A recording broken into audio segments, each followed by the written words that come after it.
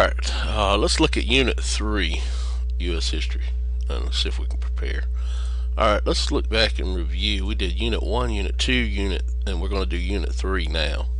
Unit 1 covered Standard 1, Standard 2, and Standard 3, and it was titled The Colonial Era.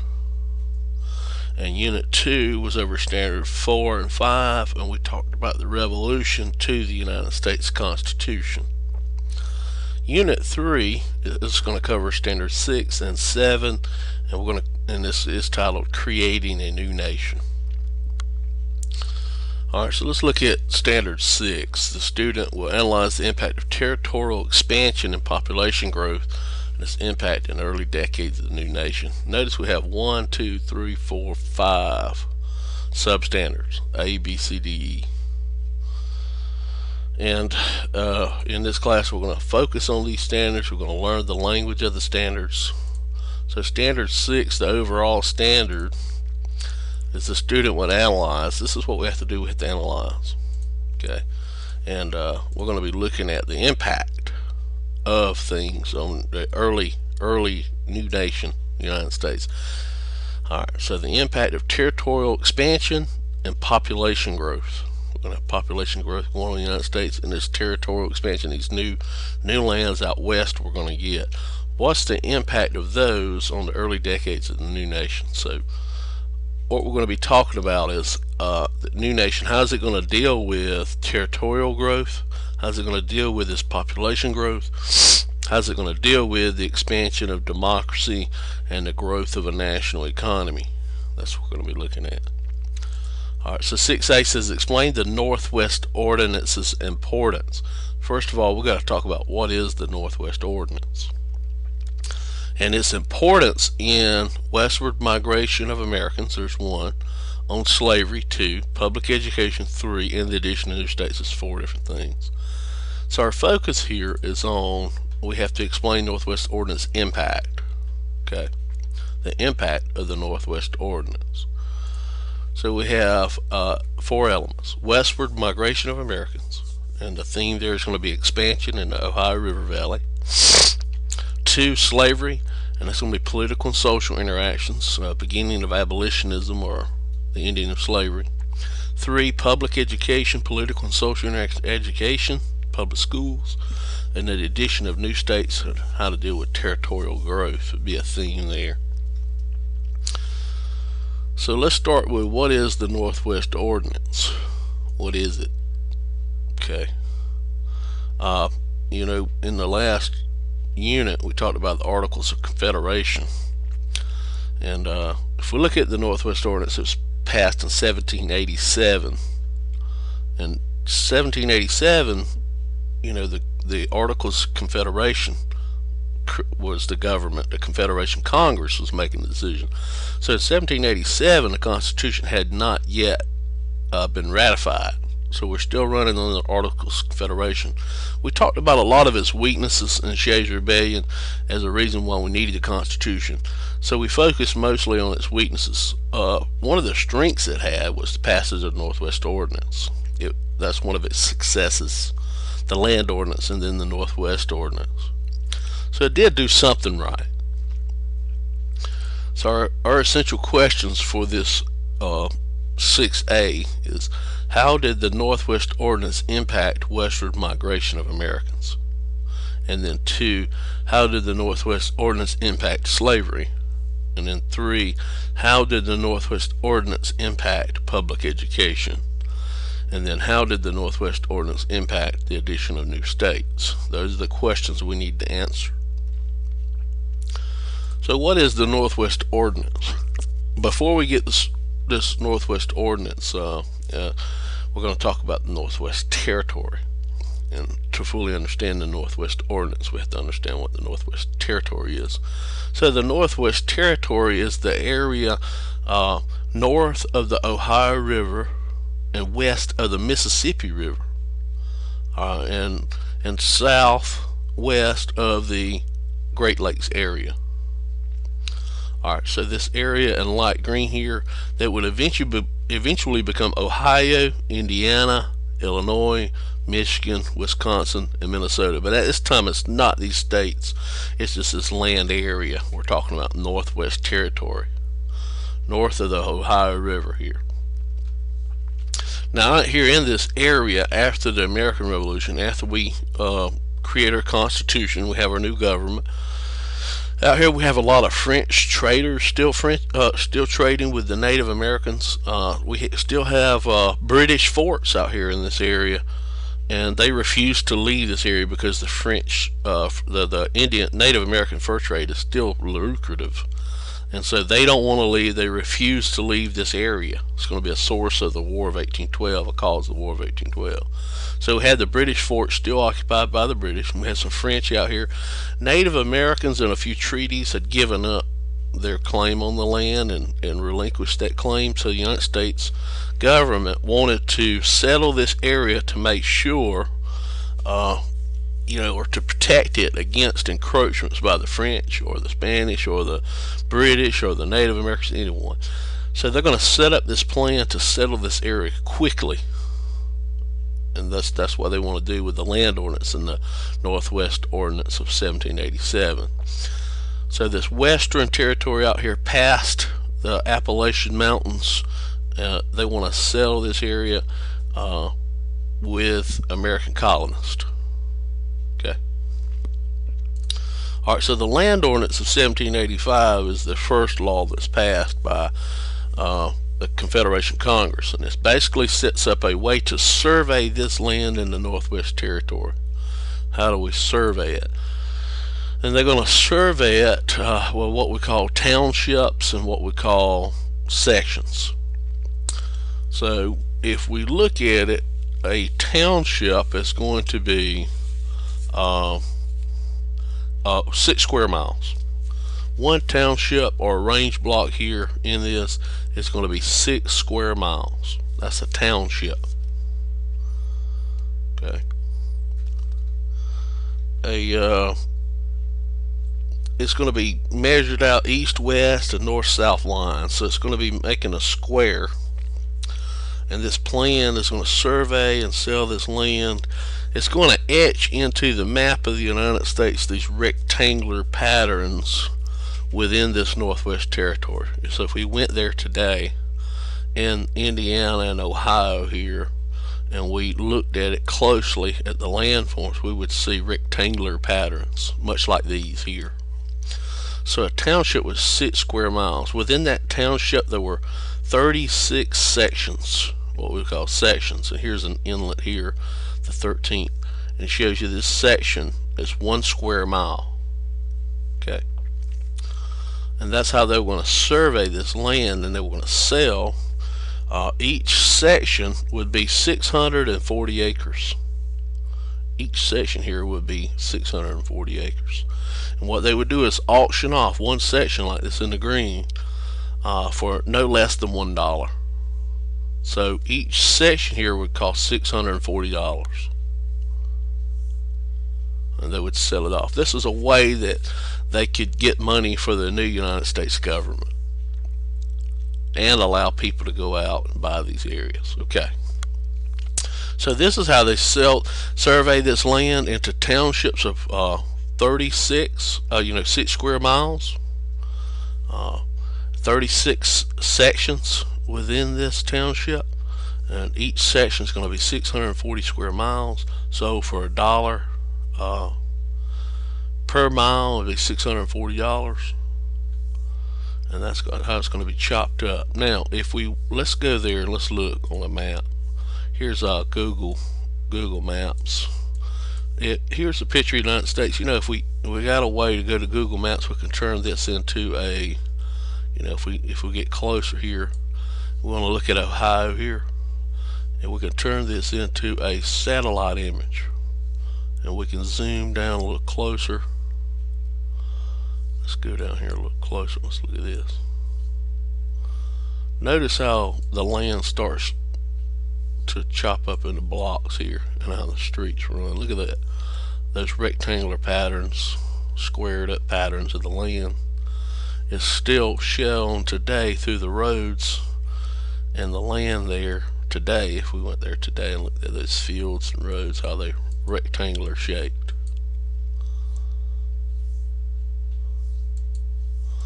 This is a product of the Northwest Ordinance, our land ordinance of 1784. Okay, you get the point there. Take Google Images and look around, you'll see those little rectangular patterns. Okay, and those come from this land ordinance, how the land was surveyed and chopped up for sale. So the Northwest Ordinance is going to come in 1787.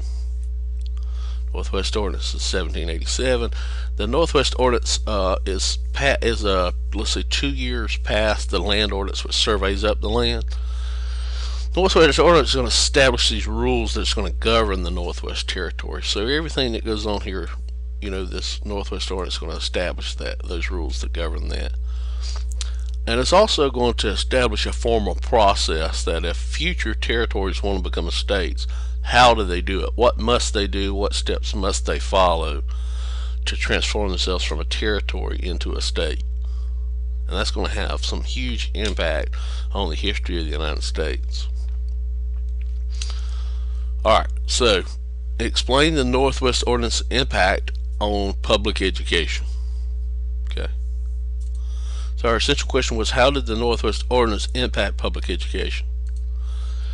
You know, when we divided the township up into 6 square miles and then the section into 1 square mile, the Northwest Ordinance, one of the rules it said had to happen with the survey and the sale of the land is that the 16th section here, the money that was gained from the sale of it, the 16th section, would finance and support public education.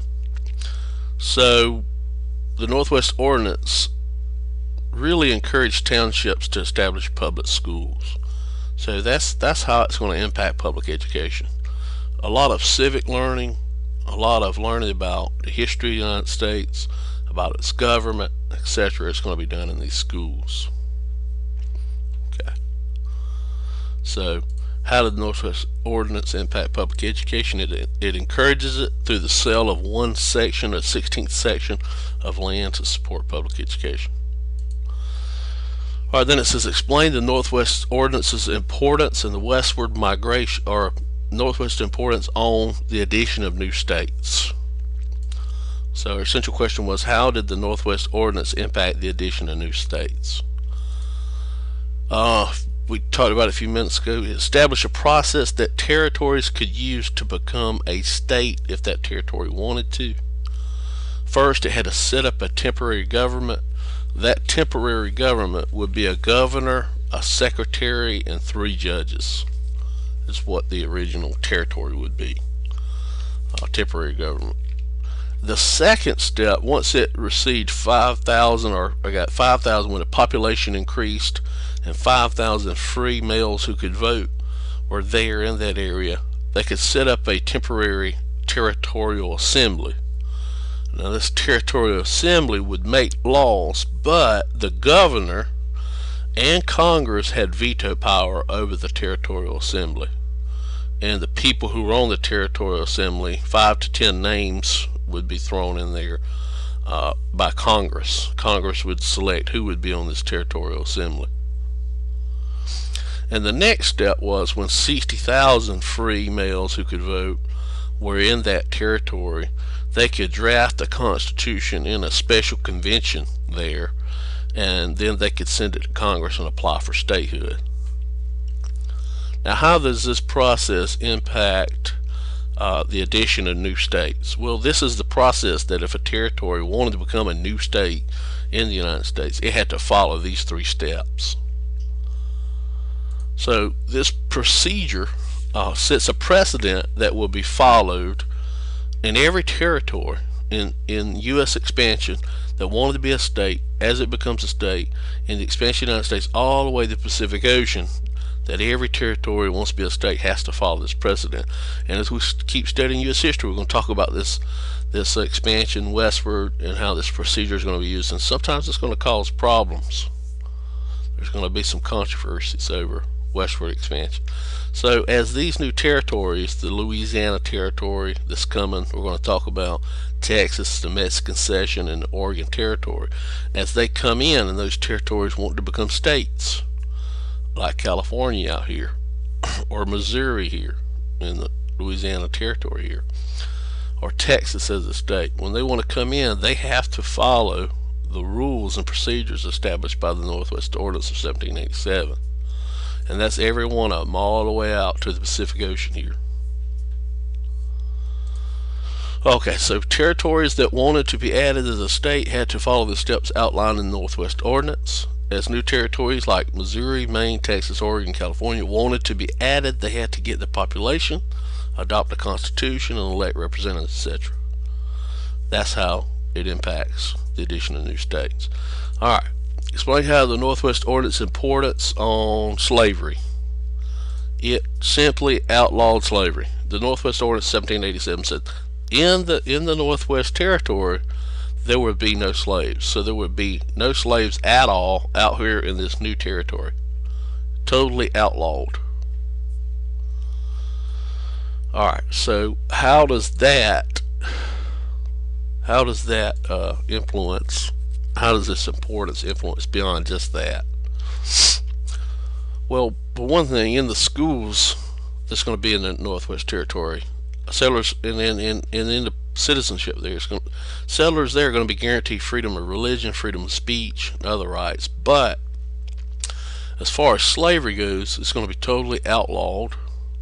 And we're going to see from that in this Northwest Territory here, from the Mississippi River all the way over in this Northwest Territory, slavery will be outlawed. But eventually, above the Mason-Dixon line here, we're going to see a lot of emancipation things go on, a lot of abolitionist movement kick out. And when that happens, we're going to have this Northwest Territory over in this northeast area over here. This whole region, northern region, will become opposed to slavery. And that's going to sectionalize the country, because the South is going to depend on slavery because of intensive agriculture, and then the North does not depend on slavery, and that's going to be a sectional divide or conflict that's going to happen in the future. But it's this Northwest Territory that's going to set up this opportunity for the Northeast and the Northwest Territory to become anti-slavery or opposed to slavery and create this regional culture that opposes slavery. Okay, explain the Northwest Ordinance's importance in the westward migration of Americans. Okay, so how did the Northwest Ordinance impact the westward migration of Americans? This land is going to be cheap and affordable land. At first, it's going to be not too affordable for average people. Large landowners are going to go in there and gobble up a lot of that land. But eventually, laws are going to be changed and relaxed, where other citizens that could go in there and buy it cheaper. So a lot of Americans are going to migrate out to the Northwest Territory. This migration theme we're talking about. They're going to move out there and migrate and settle in that area. So that's going to create, this westward movement, a westward migration or movement to the west. So it's going to encourage, through cheap and affordable land, the building of communities out west.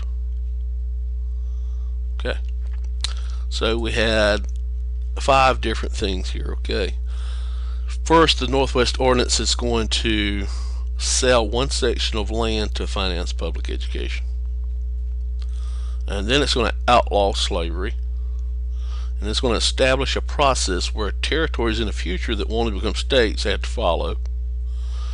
And this is going to hurt Native Americans, because it's going to encourage manifest destiny, there's westward expansion of the United States. So here we have this huge impact of the Northwest Ordinance 1787. Cause and effect, what's going to happen? Alright, so in your notes, you might want to draw images like this to help you remember. We call these concept graphic organizers or mind mapping organizers. Use this as a strategy to remember information. Draw little things like this to help you. So this is the impact of the Northwest Ordinance. It's going to encourage westward expansion or manifest destiny and migration westward. That's going to hurt Native Americans. It's going to establish a process where a territory could become a state. And that's going to be followed all the way to the Pacific Ocean. It's going to outlaw slavery, and then one section of land is going to be sold to finance public schools and education. Now you could also use a map and kind of relate it to this Northwest Territory. Slavery not allowed, religious toleration and freedom of speech, hurt Native Americans, one section sold to finance public education, set up a process where territories could become states, and encourage westward expansion and migration westward. Anything that works for you, I suggest you do it. You know, if these mind mapping things do, I like these. And then here's some visuals to kind of connect you to. Use all of them if you have to. So our original questions were, how did Northwest Ordinance impact westward migration? How did it impact slavery? How did it impact public education? How did it impact the addition of new states? So westward migration is going to encourage by providing cheap land for sale. That in turn is going to hurt Native Americans who lose their land. Slavery is going to outlaw slavery in the Northwest Territory. Public education, one section of land is going to be sold to finance public schools, and establish a process, a formal process that future territories could use to become states. And that's the impact of the Northwest Ordinance. That's it for 6A. I hope that helps you. Good luck to you on the test.